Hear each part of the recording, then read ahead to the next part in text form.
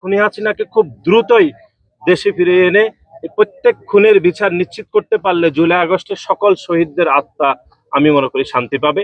আবু সাইদ এবং ওয়াসিম রাই আমাদেরকে বোধহয় পথ দেখিয়ে দিয়ে গিয়েছিল যে এই জুলাই থেকে আর পিছনে ফিরে আর কোনো অবকাশ নাই।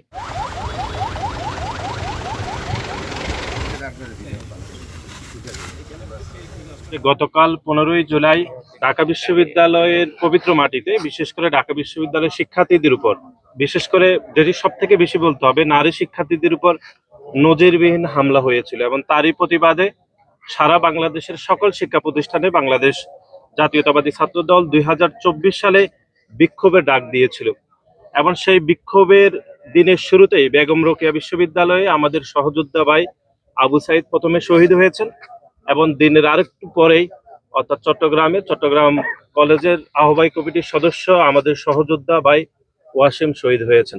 আমরা মনে করি আজকের এই দিনে মোট 6 জন শহীদ হয়েছিলেন। এটি পুরো জুলাই গণঅভ্যুত্থানের একটি মাইল ফলক, যে আমাদেরকে আবু সাইদ এবং ওয়াসিম রাই আমাদেরকে বোধহয় পথ দেখিয়ে দিয়ে গিয়েছিল যে এই জুলাই থেকে আর পিছনে ফিরে আর কোনো অবকাশ নাই।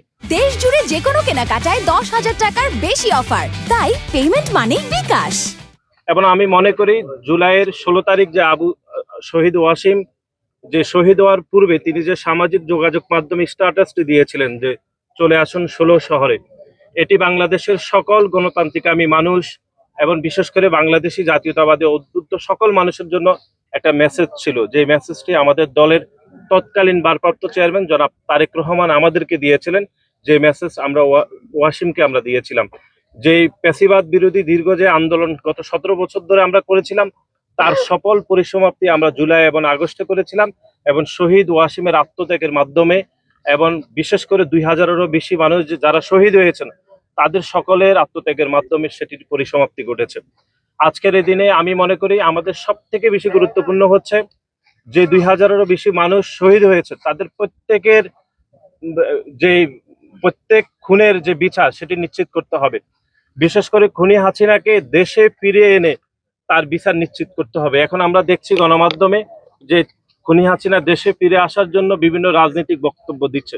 আমরা মনে করি খুনি হাসিনাকে খুব দ্রুতই দেশে ফিরিয়ে এনে প্রত্যেক খুনের বিচার নিশ্চিত করতে পারলে জুলাই আগস্টের সকল শহীদদের আত্মা আমি মনে করি শান্তি পাবে। জুলাইয়ের সকল শহীদদের আত্মত্যাগের মাধ্যমে আমরা একটা নতুন বাংলাদেশ পেয়েছি। সেই বাংলাদেশ একটি সাম্য এবং মানবিক বাংলাদেশ প্রতিষ্ঠা হচ্ছে ধীরে ধীরে।